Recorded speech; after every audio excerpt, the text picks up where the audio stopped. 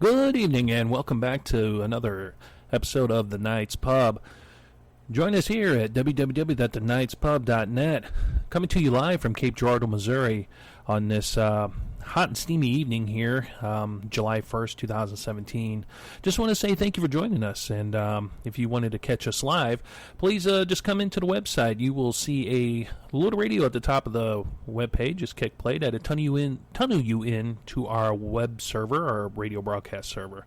Or stop by www.shoutcast.com, and then in the search bar, search for The Night's Pub. That will bring you to our broadcast page, and just click on play, and that will also tunnel you right in here to the radio airwaves. So just want to say thanks, guys, for joining us. And I know it's been a few weeks here that we have not been able to get on air, but we are...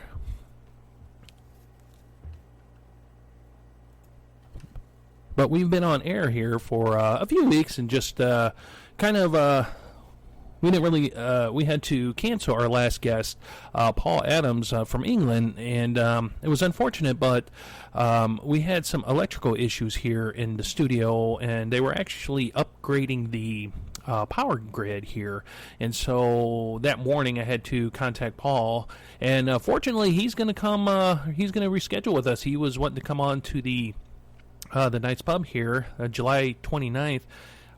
He's going to swing on by here at 11 a.m., which will be 4 p.m. his time in England, and he will be speaking about the enigma of Rosalie. Really interesting topic about Harry Price's investigation into that paranormal mystery. So what we're going to do here is we almost had some issues here with the equipment, but it seems that we're back on air right now. So we're gearing up to welcome our guest, Avia Belle Moon, who is author of Spiritland, Ghosts of California's Central Coast. Now, we'll be getting her on the show here in a moment, but I just wanted to take a moment and just say, thanks for stopping by the website. Thanks for listening to our shows, downloading our shows. And we really do appreciate it because we can see the statistics, and it means a lot to us. Also, without further ado, the new 94 highway drive that myself and Brother Stan took in April has finally been processed and is up on the videos. It's actually one of the first videos that if you went to the show videos tab on the site and you click into it, and it'd just kind of it'd bring up the video and you can watch it from the website. The Highway 94 drive is something that myself and Brother Stan have been doing for years, and people have questioned why we take that drive, and also why we record it and stuff. There's a lot of interesting things that come out of that drive, and also, but the most important thing is that we're together. Just two buddies palling around, and going on a nice cruise, and just talking about anything under the sun. And that is basically the whole concept of the Highway 94 drive. Highway 94 being that when I lived in the St. Charles area, myself and Brother Stan, we used to drive around a lot and drive through 94 and drive up and down 94, but never actually went to the other side of 94 to where it leads into Alton, Illinois. And we did that one day when we went on the quest for the Piazza, which we'll cover that in another show. And we went over to the Bluffs and checked everything out, and and it just developed from there. So, but hey guys, you ever think about coming on to the Night's Pub? Go to our show schedule page and download our guest information flyer. Now, it's just a PDF that kind of gives you a little bit of history, a little bit brief, just a little bit brief of what we're looking for, a description of what we're looking for, and drop us a line, and we cover any topic under the sun, and we're open for discussion on anything. As you can tell with our various shows, we've had guests talking about the paranormal, about spiritualism, about demonic possession, business. I mean, it's just a plethora, and it's just different, and that's what keeps the show interesting. We do have a show number here. It is 636-487-4258. And, if you have a story or want to become a guest, feel free to call that. That's our show number. And during a live broadcast such as this, we'll answer the phone. But any other time outside of the live broadcast, it'll dump you into a voicemail, and you just leave us a message and we'll get back to you. So, don't worry about somebody picking up and talking to you. Just leave us a voicemail, some contact information. We'll be more than happy to, return your call. If you want to reach out to us, you can reach out to Brother Stan at stan@thenightspub.net, Elliot@thenightspub.net, or if you just want to become, just for general information, you can email info@thenightspub.net. There's a lot of interesting guests coming up on the show, and on the Night's Pub, and we are just really, really excited for the next upcoming months. Now, we could be reached at also other forums such as Spreaker, SoundCloud, YouTube, and Podomatic.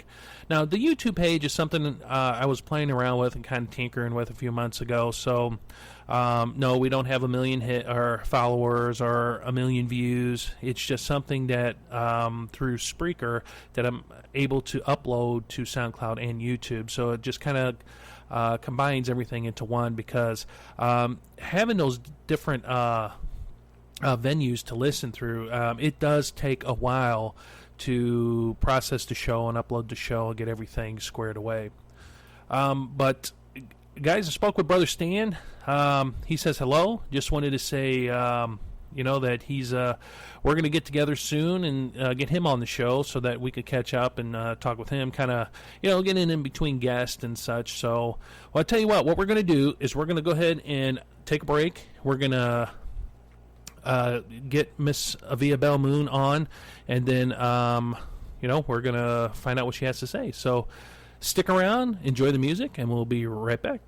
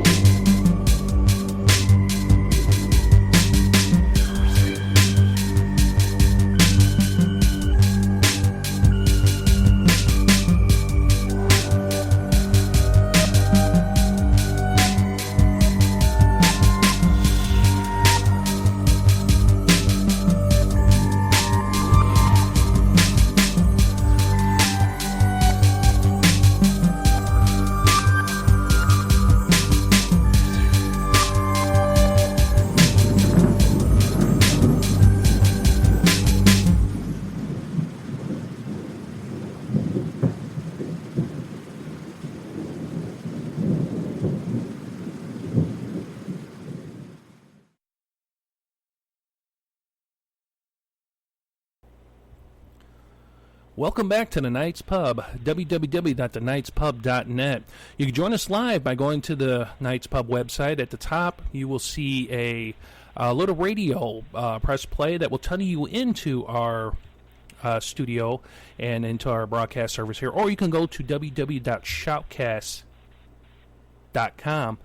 In the search, type the Knights Pub, and that will bring you to our broadcast page. Just press play, and that will also bring you here to where you're listening to us live.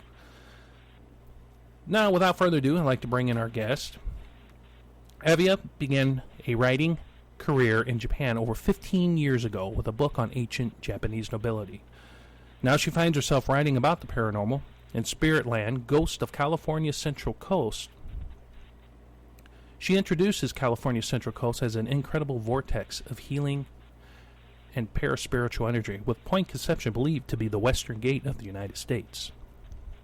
Ladies and gentlemen, without further ado, I'd like to introduce Miss Moon onto the Knights Pub. Thank you very much for that introduction. I really appreciate it. Thank you so much. Well, I just wanted to say thank you so much for taking the time out to come on to the show. As I was mentioning off air, one of our guys in the studio came across your book and read your book, Spiritland, Ghosts of California Central Coast, and was really, really impressed and just hounded me for days on end to send you out an email, and he wouldn't stop until I did. So really? Wow. I just wanted to say nice thank you so much. And your website is incredible, especially with the different books that you've written. I mean, 1,000 Years of Love, the Temple of the Dueling Heart. I mean, you've really... And I like the Temple of the Dueling Heart, that the cover design and everything. Thank you. But what got you interested in the paranormal to write Spiritland? You never know where writing is going to take you, or what subject matter you're going to find yourself writing about. But it's interesting because I was living in Japan. I lived there for about 16 years, and I was writing a book, The Temple of the Dueling Heart, and just somehow I just, the plot sort of twisted into a paranormal sort of plot. I mean, that was one part of the whole plot. And, there's, in that book, there's a ghost, a ghost that's in the plot. And it was interesting because at that time, when I was living in Japan, I wasn't living in a haunted house or anything, but when I returned to the U.S. in 2007, back to California, I moved into a house in Santa Barbara that actually what turned out to be haunted, and I had no idea that this was going to happen. I moved into the house, and little strange things started happening as soon as I moved in. The first thing that happened was that. I was speaking on. Are you still there? Yes, I'm still here. Okay.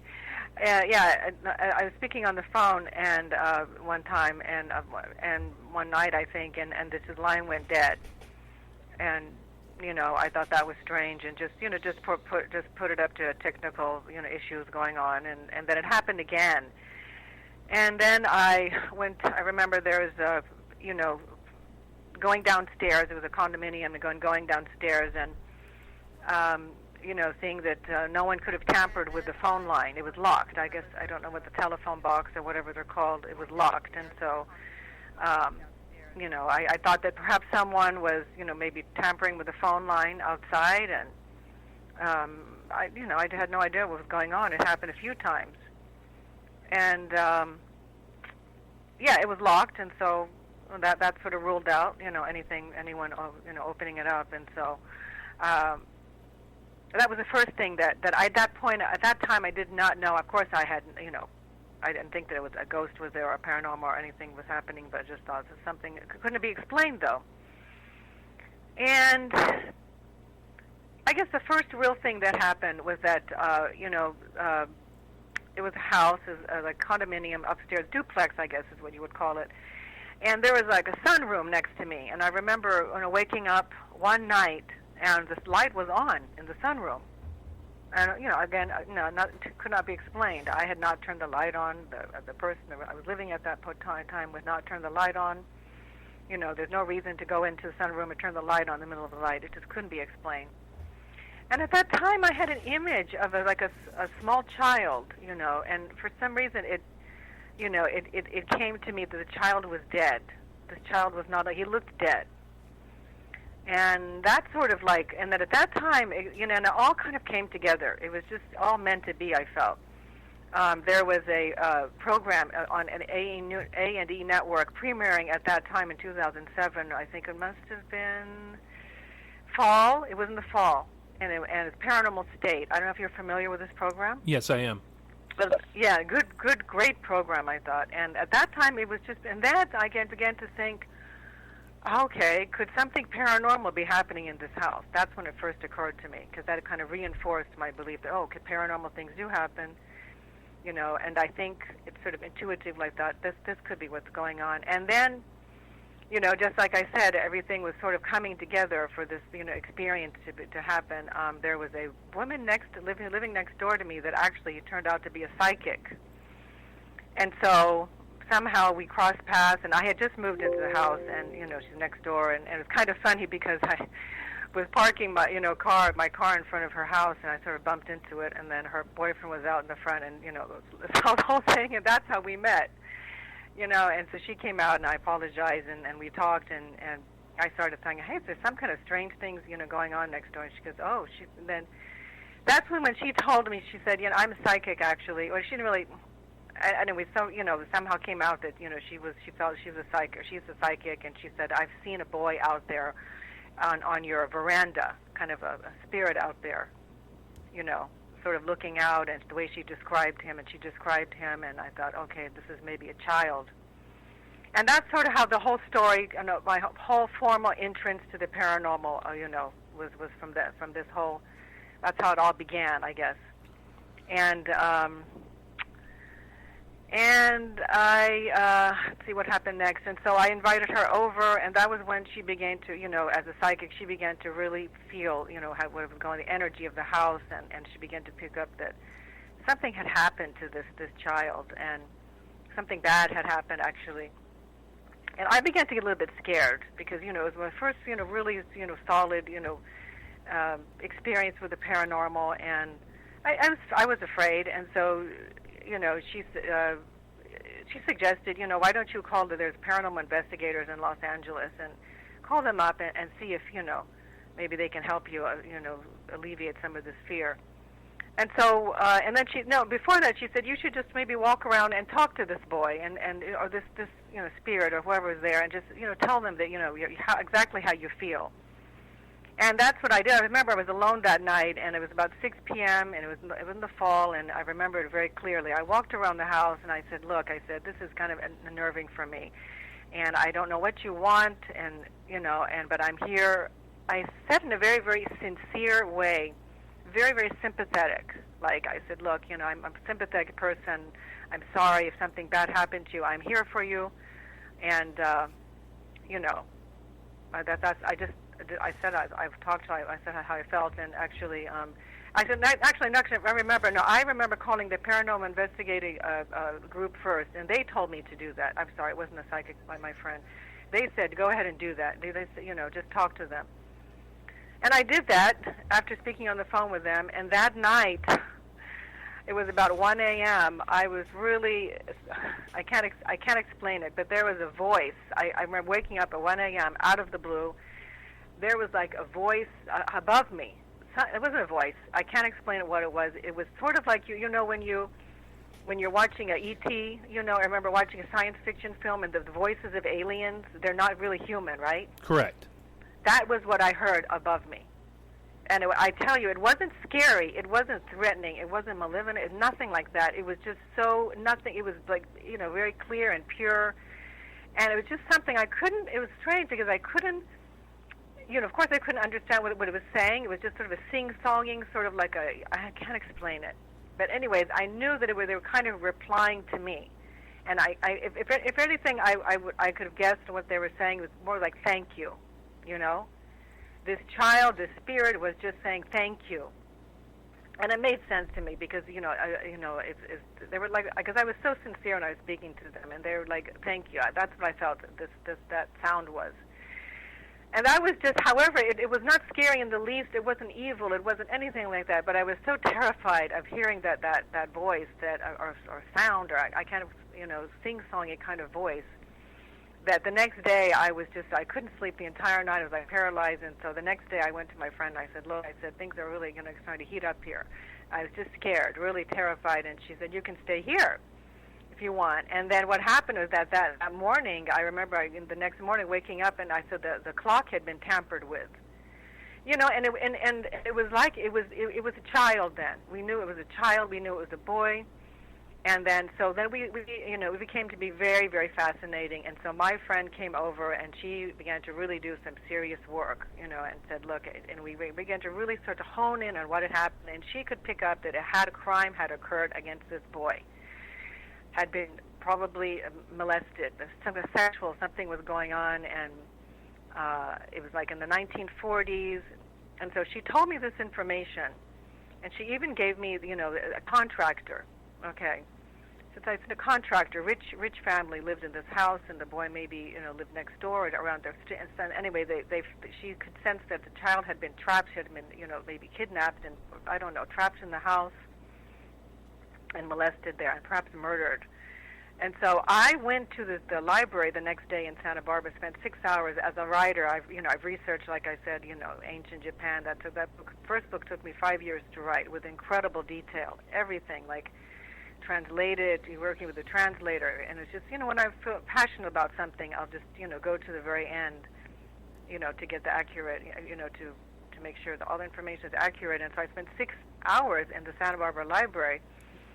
And I started researching. I'd lived in the house before, and I came across a contractor, because it listed the directory, listed at that time, the directory listed the phone number, the address, and the occupation, or the name. I actually listed the name, and then I started looking at contractors. I saw the name of the person, and then I found out, indeed it was a contractor, so I was kind of verifying what the psychic had said, confirming.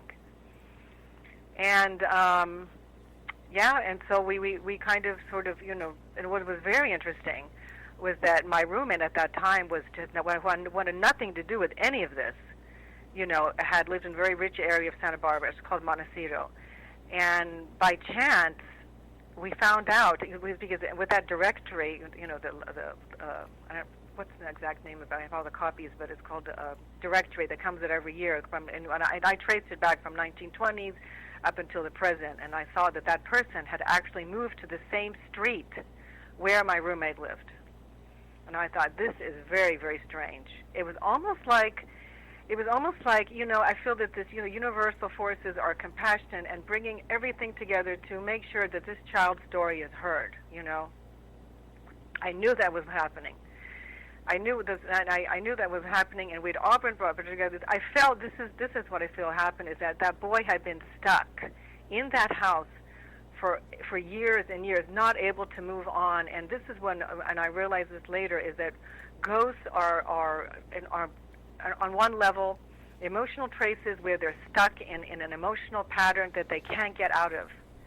And he was sort of stuck in that home waiting for someone, the right person, to hear his story. That's what I felt happened. And so we came along, and then everything was there, the psychic, and myself as a writer and a researcher, and, the other person. And then the pieces really started falling together, because I called up the paranormal investigative, group in Los Angeles, and I said, "Could you come and do, an investigation here? That's what we need. We need an investigation." And so, as it turned out, one of the investigators, his full-time job was, guess what? He was a police officer. Oh, wow. And then I knew, yes. And then I knew, okay, I know what's happening now. I knew that the universe had all brought us together so that this boy, this crime that had been committed could finally be exposed. I feel the boy was murdered in the home. That's what the psychic picked up. And, and perhaps molested. Just the horrible, horrible things that happened to this poor boy. And so finally, an investigation. Sure, you got a paranormal investigation on one level. Another investigation is from a police officer, because it was never investigated. And that was when I became just very, very interested in the paranormal, and I just, I came across, in contact with Schiffer, and there was an article about one of their books in the Santa Barbara News Press, and I contacted them. I said, would you be interested? I wrote up a proposal for them, and they said, yes, we'd be interested in hearing your story, and also about the books, the other paranormal experiences in that area. So the book originally came about from this whole experience with this boy that we found. He responded to Robbie, okay? And so just to, conclude what happened with him, we had the paranormal investigators come out, and they did a 4-hour investigation. Very, very nice people. They came out and very professional with their meters and with EVPs, and we got so many EVPs that night, just of different voices, and we're sure that the person who had committed the crime was there as well. He was there, and so we had the investigation, and we got several EVPs, and something else happened afterward. It sort of So once we came to that point, we knew that who the person was, and it turned out to be a very rich family in Santa Barbara. It was a very, very rich area. Very rich family, and so we were left with we couldn't expose this person because, first of all, no one's going to believe on, we had proof, we had evidence, but, from the paranormal viewpoint, but no one else would take this seriously. But still, it was enough that this boy was going to be released, and someone had heard him. It was so rewarding, for us in that respect. And so what happened was that, it's very interesting, and so, the boy, sort of got what he wanted, someone to listen to him, and and then I began to write, investigate other paranormal experiences in that area. But the story continued because with my roommate, my friend who lived next door, at the time that the book was about to be released, so it took me 2 years to write this book, okay? At the time that the book was about to be released, she started experiencing in her own house all this noise, and she said that dishes were falling in her sink and everything. And what happened is that entity, I wouldn't say entity, but that spirit who had committed this crime was so concerned. She was so concerned that his name was going to be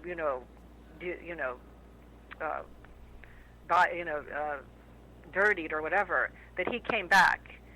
And I guess that she had her own interaction with him, and that she told me all these things, that everything was in the book. I document everything. All these strange things started happening, so it kind of gave us an idea. It's kind of like whether a person is alive or dead, kind of and she I remember her saying to me, he's like, he is what he is. It's not whether he's alive or dead. He's a molester, a child molester. And he did this, and that's what they're about. It's all about themselves, their own egos, And he came back, and she said, she told him that your name will not be violated, And then he was satisfied with that, and so we couldn't print his name, who we thought the person was, and it was a very rich family that still continues to this day. Of course, that person has passed on, but it's kind of like. As the whole thing about with child molesters, they can live a free life, and still, it's difficult because he should have been exposed, but sort of like child molesters. While the child suffers for all of eternity, and these child molesters still, go unscathed. It's not fair, is it? But that's kind of, even in death, and that's happened. He was so concerned about his name and his ego. He even came back, and said, "Look, I don't want my name." No. Anyways, exposed. It's just unbelievable, and it's kind of. Go ahead. I'm sorry. Oh no. I just when they were doing when the group was there investigating, when you had them come into your to your home, and when they started doing investigating and getting the EVPs. When you heard those EVPs, was that a little unnerving? And the reason I asked that is because, spending so much time in Japan, and I've been in Japan quite a few times, being in the military. Okay. It's a culture that is rich in spiritualism, and they it's just part of their culture, and not so much here in the Western culture. with the spirits and demons and stuff of the supernatural paradigm. But being in Japan, how did that affect you when you started hearing these EVPs? What were your thoughts? It was very scary because I remember being alone in my room, and if you go to my YouTube channel, Avia Belle Moon on YouTube, I put two of them up there. One of them is when actually I had the digital recorder, and I was kind of wondering if anyone was there because during the investigation there were several EVPs. There were EVPs of women that were saying to get out. There was another EVP saying hello, like hello, and who knows who that was? Who knows who these people were? There was another EVP of we felt that person, the criminal, saying I loved it, I love it, I love it. Like he's watching the investigation and enjoying the whole thing. I love it, just enjoying all this attention. And those have come to mind of the very clear EVPs. But it was and there was. There was other EVPs, and who knows who the other one was that was telling to get out. Maybe I don't know. I have no answers. I don't have every single answer, but the answer we are pretty sure about is that there was a crime committed there, that criminal was there at the time, that he came back when the book was about to be published because he was concerned about his name, and my psychic friend actually had to tell him that your name will not be exposed, and it was just and then it continues after that. But what I was going to say was that with the EVPs, one night I was in the room and it was scary, and I said, look, at this point where it came to the point of survival, okay, because I said, look, I need to go to sleep because they were. I've never really seen a full-blown apparition, but you can see at night when you turn off the light, and it's kind of like a wispy sort of, ghostly sort of thing, and I thought, okay, they're here again. And they've actually tried to get into bed with me, okay? And like I said, look, I really, you need to, it's hard to establish boundaries for me, I guess, in general. And I said, look, I've had it with this, I'm going to go to bed, good night. And then I turned on the recorder, and there was a voice saying good night to me. Oh, wow. Wow. And it's just, it became afterwards, it was just more irritation than fear. Yeah, that's what I have to say. It's become exhausting for me because, after that there was another whole paranormal incident, and even now there's something in my house. I just cannot get away from them. Now it's to the point where it's just irritating. Just go away. Leave me alone. And so I can't get away from them. But anyways, to conclude with that story, let's see what happened. When I clear EVPs. Another situation was where I came home, and I had a old voice answering machine. The answering machine actually was able to record an EVP. I didn't know it was an EVP at the time, but it was my sister saying, let's get together for lunch, and she hung up, and then I heard another voice saying, I didn't know it was an EVP, and I listened to it, and I thought, what's that strange sound? And I listened over it again, and then I realized, they left an EVP on the answering machine, and that's on my YouTube channel as well, where they say actually goodbye and then my sister's name.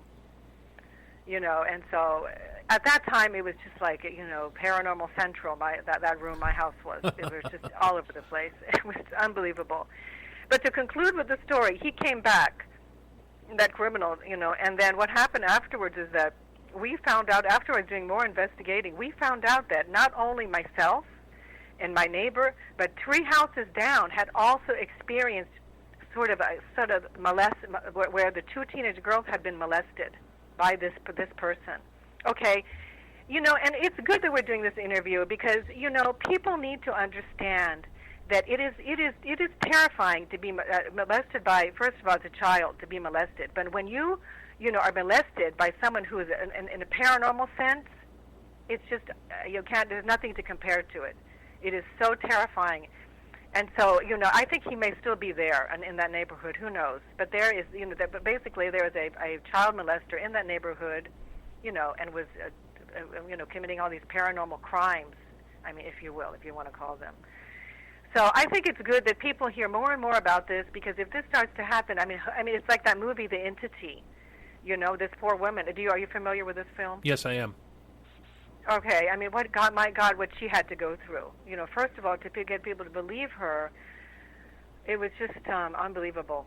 So that was kind of the conclusion, because I actually moved from that house to another house, and then there's a whole paranormal thing that went on with that home as well. It's just, I don't know, and how much time we have, but all sorts of things happened in that house where I was getting these text messages.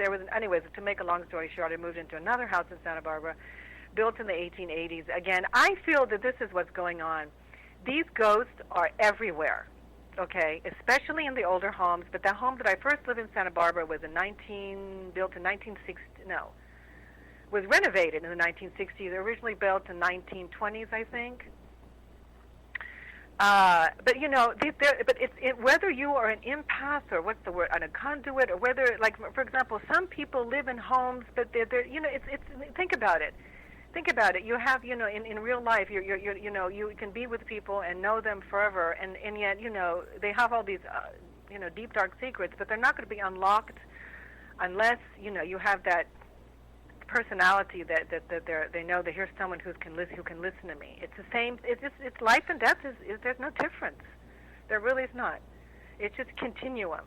That's the way I look at this. There's life and death it's just really eternal continuum. And so that boy had been in that home for ages, and it was not until, because my roommate had lived there for 13 years, nothing. It was only when I came there that he felt that, oh, here's someone who can hear my story. I was, very sympathetic.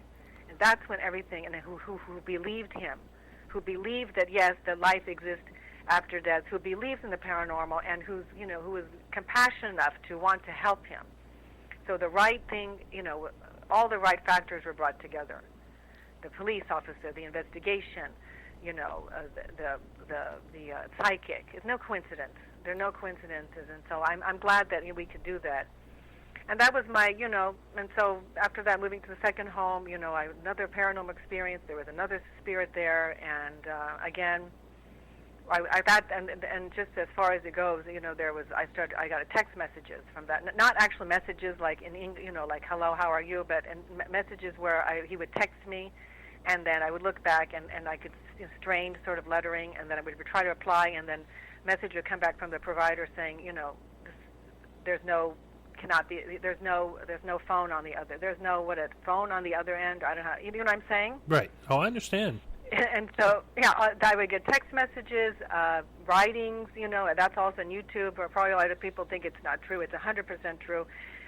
I had a kind of dust on my VCR, and at that time, when the activity was very, very strong, I remember at 11 o'clock at night, I, just looked at my VCR, and all these strange letters were written in dust. Very, very strange. And then you said there's someone listening from Germany. I actually believe that it was a German, because it had that. They called it omelet, the two dots. I'm not sure if that's what you called it. I think it's called omelet, not omelet. AUMLIT. Those two dots. So dots is like written by someone foreign, like German, I think. Isn't that unnerving? I mean, that has to be unnerving. That stuff happening. It was very. I mean, because I live in a 100-year-old plus farm home, and of course it's renovated. I mean, updated. I mean, you couldn't. I mean, we like old homes, and I'm scared to death to not really scared to death to try the EVP or the video, and it's been proposed by the other guys that are part of the Night's Pub, just to see what would happen. I don't think I'm scared of what's in here. I think I am scared of the results, because getting text and phone calls. I remember being very young and foolish, messing around with the Ouija board, and kind of like how you were getting weird texts and stuff.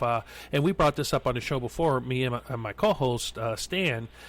I mean, I had a caller ID to where we would get a phone call, and it would just come right in, and the caller ID would say 666 across it, and you're like, okay, that's somebody's playing a joke. Yeah, you would pick up the phone and you would hear screaming and but it was like a distant screaming, and you could tell it wasn't being played through a radio. So I understand, what you were going through, but that still has to be unnerving to the point to where, I mean, have you investigated maybe, cleansing the home, or even do you believe like some of those entities might have followed you from home to home, or even from Japan? I mean, as far as this, cleansing goes, yes, like I really think this, yeah, I know that this spirit from Santa Barbara. Actually, I'm living outside of Santa Barbara now. Followed me, believe it or not, to this house, and now he is in here. I'm pretty sure it's a male. And anyways,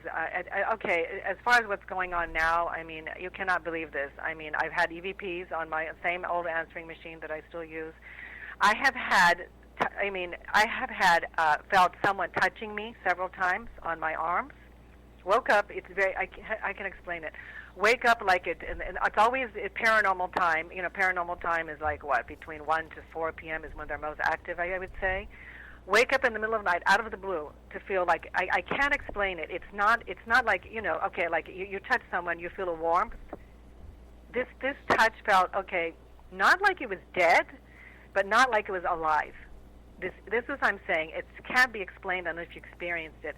Not cold, because these things you hear over coldness and cleansing and all of this. It's not like that. At least it wasn't for me. I have felt like hand on my wrist, and as soon as I woke up, it just, it would go, disappear, and I knew it was him or whoever, the spirit, and it wasn't cold, and it wasn't like very icy cold or anything. It wasn't warm, like if someone were to shake your hand. It was in the interim, and that is what I think that these spirits are stuck in. They are stuck in the interim. There is an interim between life and death, and that's all I can say. I don't know. That's all I can say is that there's an interim between life and death, and I've experienced this, and I continue to experience this, and that was kind of pretty scary, because I remember my cat, who likes to sleep with me. I remember waking up a few times, her screaming at the top of her voice, scrouse, and just meowing, not meowing, just crying or whatever, and I can describe animal. And she, I looked at the clock, and sure enough, it said 222, or 333, or 111. And I've asked this to on another interview, and I don't know what that means. I don't know. And the 666, I mean, I don't know why the paranormal time is aligned like that. Does it mean that time stops? I don't understand it. I have no answers to this. Like I've said, I have more questions than answers. I don't understand why it's a paranormal time. That's happened more times than I can tell you, where I've looked at the clock when I felt that paranormal activity was happening, and it's all lined up. Do you have any idea what that could be? I think the numbers. I don't know. I think the numbers with when you're seeing like 222 or 333, your brain, and that's something that you would remember. For instance, like the time here is 7:50, and it's probably, okay, you've seen it and you're like, okay, it's 7:50. But if it was like 777 or, of course, like 666, that's something that stands out. And I think that it imprints something on you because, the spiritual activity, and we've had guests on the show before to where, and they've really made a valid point. And of course, from, a Christian perspective, and they were like, it is believed that, since a lot of that stuff happens between the hours of 2 to 4 in the morning, and a lot of it is 3 o'clock, and I've, after doing these shows, which is, really kind of interesting, like once I do the show with you and I go back home, it is almost guaranteed something will happen in the morning, and it's usually around 3 o'clock. 3 o'clock is a very important, that's a very important time period. So that imprints on your mind, and I think that's something to where it actually gives you proof to know that you aren't dreaming, that you're not hallucinating this, because time is an important thing, and that's the first thing. When things do happen and I'm able to see the clock, I will remember the time, knowing that I didn't dream about the time.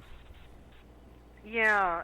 I remember that happened recently, and I was concerned about animals are very sensitive to the paranormal, because and I don't know what would make her so scared, but she was just, really like growling, and I don't know. So something was there. They're here in the house now, and I'm not really, I'm like, I have to set boundaries and and anyways, I think I've kind of cooled down a bit. But it's been pretty incredible. And the second house I lived in Santa Barbara, I do remember that I was you're right, it was very unnerving. I was so exhausted, I could not sleep, and I said, hey, look, I'm going to call the police.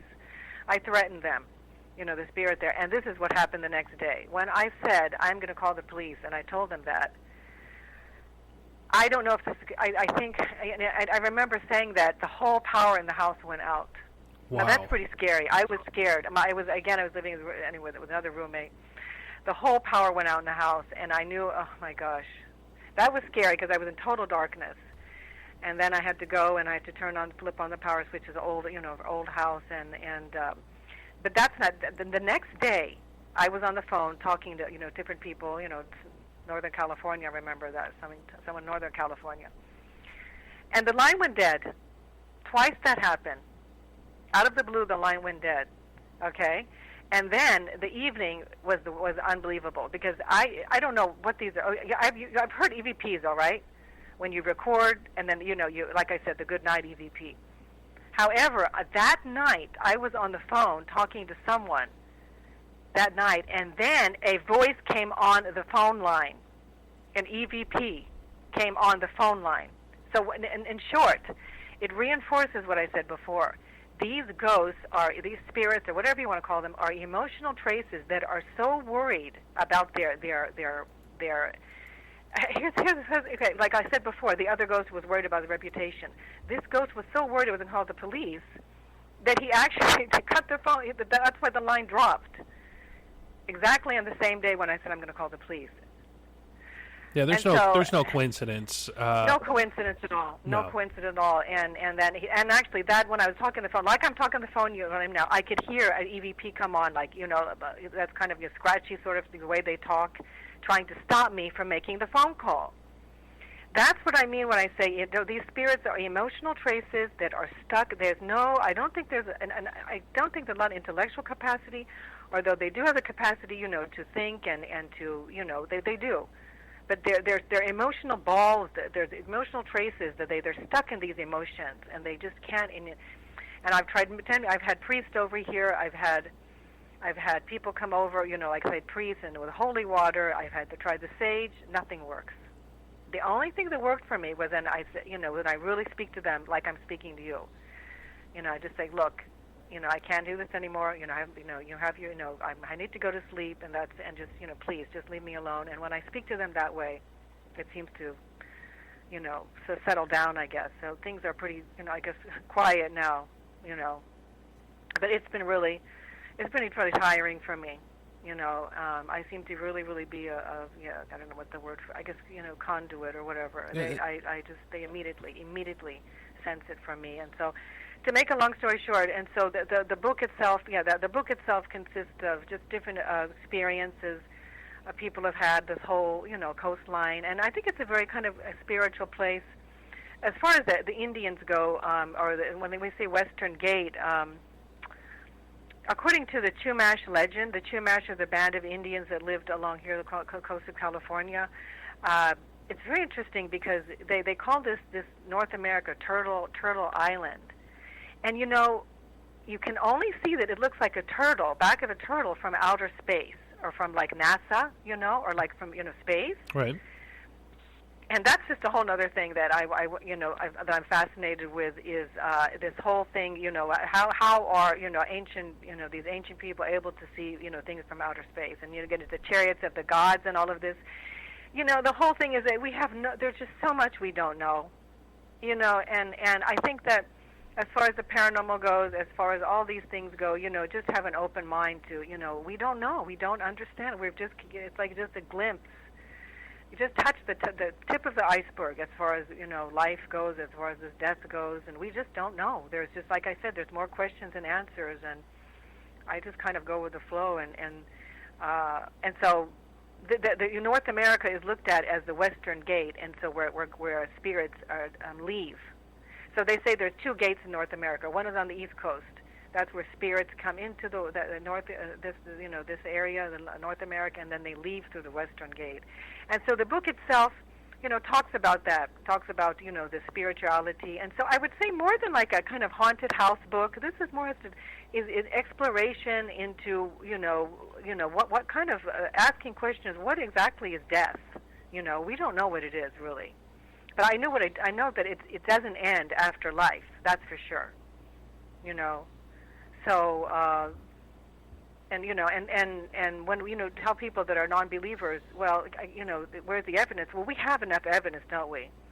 We have EVPs, we have the photographs, and just So I don't know there's no question now. I think it was Jung. Was it Jung? Carl Jung. I think it was him actually. He said, "Why shouldn't there be ghosts?" So I've come onto the other side now. I mean, so to speak, no pun intended.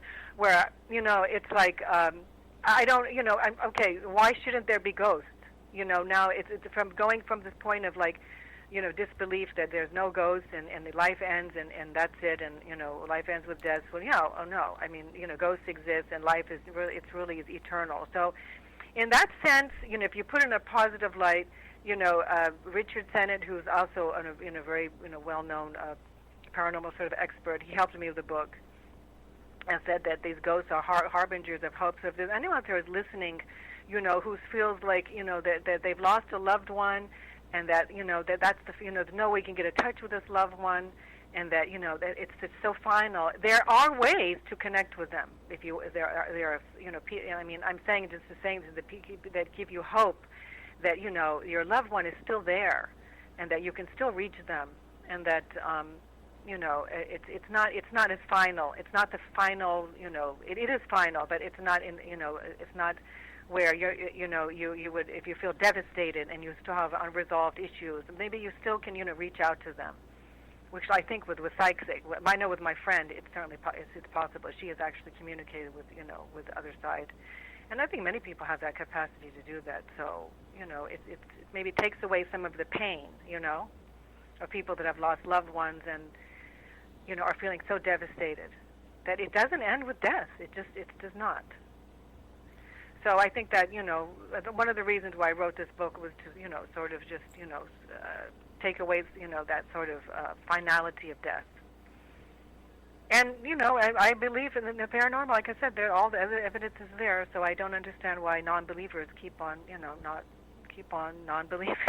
Well, and that's incredible. Yeah, I mean, for someone to say, and we've had guests and people that listen to the show that have been out in the community, and claim to be or even have different spiritual or religious beliefs, who will claim like, hey, I do believe in heaven. I believe in a spirit, but I don't believe in ghosts. I don't believe in demons. I don't believe in, elementals. And so that just kind of questions, the train of thought there. I mean, it really does, because, I mean, there's too much evidence now. And yes, there is. And I can understand years ago, back in the, after the big spiritualistic movement, that kind of died down to where if you went to somebody and said, hey, I believe my home is haunted, or I'm having issues that are just not explainable. I mean, they would lock you up and throw away the key in an asylum, and that would be the end of it. Now, I believe with as much exposure, that people aren't afraid to come out, such as yourself, write books about it, come on shows such as this, and say, hey, look, I'm not crazy. This stuff did happen, and it is real. Yeah, I'm very I believe in evidence-based medicine. I believe in evidence-based living. Okay, I'm a very as far and the thing is that I'm a very, very practical person. And I'm someone who did a ton of research for the book, and so, I'm not someone who takes things, who does or says or takes things lightly and just say, yeah, I had some paranormal experiences. It's all based on evidence. So an intelligent person, I believe, is going to have evidence-based life. Where is the evidence? There's a ton of evidence. And so I don't, and there isn't a lot of, and not to go off on a tangent, or I don't, not to sound disrespectful, but I don't have a lot of evidence of heaven, or, heaven, and just, I feel that it's just, the paranormal this parapsychology is a new science. It's one of the new sciences that still has not had its day, has not its light. And it can be looked at, like I said, in a positive light, where people, instead of believing that, it's so, no, this is not the right word. I'm going to say primitive, but primitives are actually much more advanced than we were. If you look about, in any ways, going back on, they're very, very advanced. As far as astronomy goes, it's just simple. When people are saying heaven and hell, and and so this way of the parapsychology or paranormal is more of looking at, it can be looked at like it's from a hopeful viewpoint. Look, the death, that there, death doesn't really, is more complex. We don't understand it yet. It's like another frontier that has yet to be explored, okay? And so, let's just look at it, from that viewpoint, and not from a fear-based, standpoint or religious viewpoint. Let's look at it from a scientific viewpoint, okay? So parapsychology is a new science, and so science is based on evidence, right? Correct. Right. And so, yes, it's science, a combination of science and also emotions. There's a very, very, like I said, these ghosts are emotional traces, and yet we have the science now, to sort of explain what's going on here. And so take away the religious aspect of this, and just look at it as a science. And still also as a combination of science and also psychology and emotions, and it's very fascinating. And also, in the book, Richard Sennett, he helps me with this, but he talks about the different dimensions. What does he say about this? It's very, really interesting. He said something about like, I don't know, maybe I don't know exactly. Can you explain this there? Okay. Well, for example, like it talks about parallel dimensions, and he's talking about there's hundreds and thousands of dimensions. We have no idea how many they are. And let's what else did we talk about? Something about very interesting. Why when you're talking to ghosts, or we're talking in the same dimension, but maybe something he said here. I'm sorry. Something he said a really good ghost. Okay, here's something he says where. This is very important. He says, there's a quote. He says, there were very few firm rules. It's all speculation and metaphysical. I talked to one lady, and she asked me, why are you doing this? She said, we have all the answers, and I asked her, what are ghosts? And she said, ghosts are the third astral body. We have this shell around us, and when we die, this third body stays behind. And then Richard Sennett said, okay, that's a good theory. Where did you get it? Oh, Madam so-and-so went into a trance. Oh, where did she get it? Where did she get it from? She got it from Atlantis. So the point that he's making is this, okay? The point he's making is this, is that people sometimes are too certain. They're saying they have answers. This is what I'm saying, is that they have more answers than questions, but actually in the realm of the paranormal and parapsychology, there are more questions than answers. And it's a kind of a danger, if that's not too strong a word, to have all these simple conclusions. The way that I've just described, that when you're talking to someone who's talking about third astral body, or et cetera, it's not like that. It's almost like there's heaven and hell. You know what I'm saying? You know what I'm saying? When you talk to someone and they say there's heaven and then there's hell. Okay, where's the proof? And then there's a blankness. Where's the evidence? Okay? So it's the same thing. So Richard Sennett asked another paranormal, expert, so to speak, oh, well, ghosts are third astral body and this and that. Oh, from Atlantis. Where is the evidence? So if there's no evidence, there's no proof. So what I'm saying is that there is so much paranormal evidence now, we need to focus on that. And the only thing that I can say for certain is that ghosts are emotional traces. They are wrapped up in emotion. They're stuck in this world, and I don't know why they're stuck, but they just can't move on. And I don't know. I have no answers beyond that. It's just too deep. It's too uncertain, and so that's what this book is kind of the way it's the perspective that it's written from. I worked with him on this book, and we got along well because we had the same sort of viewpoint that there are more questions than answers, and it's dangerous to if you start to say things like they're from Atlantis, they're a third astral body, this and that, or, you know, it's the same person like somebody saying there's heaven and hell. Well, gee, where's the evidence of heaven and hell? I haven't seen it, but I have seen evidence of ghosts, so I'm going to believe in this. Because like I said, it's evidence-based living, you know, and that's what I believe in, and so that's why I've written this book. And as far as the ghosts being, you know, after we die, it's not even that.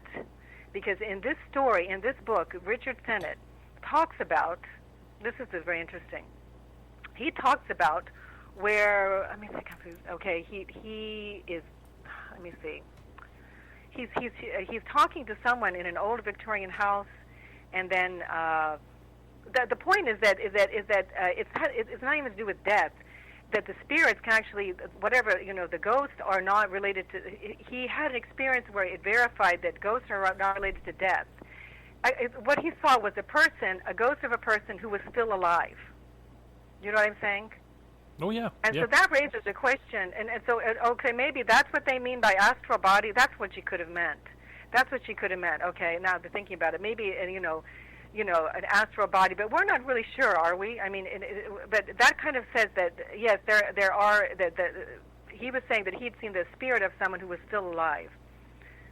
So it's very complex. It is very, very complex, and like I said, there's more answers. And so the book itself is written from that perspective. The book itself is written from the perspective of questioning what is death, you know, asking questions, getting some answers, and still being open, you know, to other things, and the whole spiritual landscape that this California coast consists of. And you know, it's a very good book. I think it's well written, and also it's, you know, Richard, you know, Sennett, you know, was sort of how it coached me along with it. And he has a lot of experience, and it also has beautiful photographs as well of the whole areas that I took. And so I think it's a nice kind of artsy book, you know. So there's a plug for the book itself. Yeah. Did you know what the cover is? Did you look at the cover? It looks like an entity, from what I can see, grabbing. You know what this, yeah, go ahead. Yeah. Go ahead. Yeah, it looks like an entity grabbing the specific points on there that were. It looks like that you were writing about. Yeah, actually, you know, that's what it turned out to be. But actually, what it really is, I got it from the public domain. It's a NASA shot of fireflies. I'm sorry, not fireflies. Oh my God, not fireflies. Fires. Wow. This area is very dry, and so it's very, very dry, and so, you know, this, and it just was perfect. I thought it was perfect because it looks like an entity, doesn't it? It's not an entity. It sure does. It sure does. And then can you see how they kind of look like claws, right? Yes. And then could they even be like red fingernails, right? Correct. Reaching out to the California Central Coast. Actually, what it is a NASA photograph of the smoke of the fires, you know, from space, and then and those claws are not claws. The red points are where the fires occurred. And I just thought, I don't know, it must have been meant to be for me to have this cover. I just thought it was perfect. It is. It's a very awesome cover. Well, Avia, we are coming up on our time. Okay. So where would someone, how would they contact you? Where would they go to get your book and reach out to you if they had any questions on the book, or say if they were having some issues or some paranormal experiences to where they needed a little advice? Oh, sure. I'm totally, you know, happy to help anyone. They can reach out to me at my website, www.aviabellemoon.com, AVIABELLEMOON.com, aviabellemoon.com. Just Google, you know, my name, and the website will come up. My email is there, too. They can reach out to me at booksales@aviabellemoon.com. And, you know, they can buy the book on Amazon. I think there are a few used copies there. I mean, you know, it's all over the internet, so the book is available. And if anyone out there is listening does have, you know, is terrified of paranormal experiences or whatever, they're welcome to contact me. I'm happy to help them. And, you know, and it can be very scary in the beginning, but there's really, and sometimes it is scary because sometimes there are entities or malevolent spirits, and, you know, it's frustrating because, you know, sometimes people don't believe you. but you will be believed, And so if there's someone out there who really needs help, I'm happy to help them. I'm more than happy to help them and, talk to them or whatever, because it can be very, scary in the beginning. So. Well, thank you very much. I appreciate you coming on. We definitely will be in touch because it sounds like there's a lot more information that I'd like to discuss with you at a later time. Because you hit on a few subjects in that whole when you were explaining about what's in the book that would be very interesting to just in itself talk about. Oh, sure. I didn't really talk about detail in the book, but there's this very interesting thing that from metaphysical viewpoint, and my interview with Richard Sennett. I do have an interview with Richard Sennett, and that was quite interesting. And he's very good, and it's just tip of the iceberg. It's a fascinating, like I said, parapsychology. It's just fascinating new science. And it can really, help a lot of people, dealing with death and what they're having, because death is a huge thing to deal with, isn't it? It is. It is. Yes, it is. Well, Via, I wanted to say thank you. Thank you. Yeah, thank you so much. Thank you very much. All right, thank you for joining us this evening, and I will be in touch soon. Okay, thank you so much. All right, thank you. Okay, bye-bye. Bye. Ladies and gentlemen, that was Miss Avia Belle Moon. Now that I've said her name right, I kind of felt bad because in the beginning, when I was working in a few shows, trying to get her name right, before we came on the air, I just wanted to make sure. But Avia is an incredible interview. Brings up a lot of valid points. We have her book, Spiritland, Ghosts of California Central Coast, here in the studio, and it's an excellent book. And when she talks about that, the pictures, and seriously, before she explained what that was on the cover, I thought it was an entity reaching out to the things that she had investigated. And that's in itself incredible artwork, and she did very well by picking that. I mean, that really kind of sets the tone of the book. Ladies and gentlemen, before we get ready to get out of here, I just wanted to say, guests like Avia Belle Moon and others that come on the show, they do so out of their own free will, out of the kindness of their heart. Unfortunately, we're not big enough. We don't pay them. We don't give them anything. And likewise, we don't get any free copies of books, or we don't get any benefits here. But what we do get is their time. The time... Avia is in California, so, just to come here on the show, that takes up her time. And, as payback, check out her websites. Go to Amazon and check out her book, buy her book. Give her, stop by her website at, aviabellemoon.com. Send her a message on Facebook or Twitter and let her know what you thought about the interview or even about the book. We just ask that you stop by these authors' websites, and give them a try, buy their material, and then, follow them. I mean, it really does. I mean, it just lets them know that they're appreciated for coming on shows like this and other shows. Well, my friends, we are going to get ready to get out of here. Next week, we will not be broadcasting. Yours truly will be out of, I'm going to be on holiday next week, so that is a good thing. But on July 22nd, we are going to have author Bill Hall on to the Night's Pub, and he's author of The World's Most Haunted House, about a story of the 1974 Bridgeport, Connecticut poltergeist. And the thing with this is that there were more than 2,000 onlookers, like national media and stuff, that witnessed this stuff. So Bill's an active researcher of the paranormal, but what is really unique is after 25 years as a performing magician, he knows how to create and recognize illusions. So he knows what to look for, the fakes and stuff. But he'll be on July 22nd.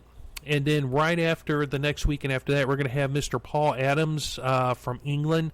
as I mentioned earlier in the show, we had to reschedule due to the upgrade of the power grid here in our local area. But again, guys, please stop by Miss Avia Moon's website at www.aviabellemoon.com, and just give her a shout out, tell her thank you, and just check out her stuff.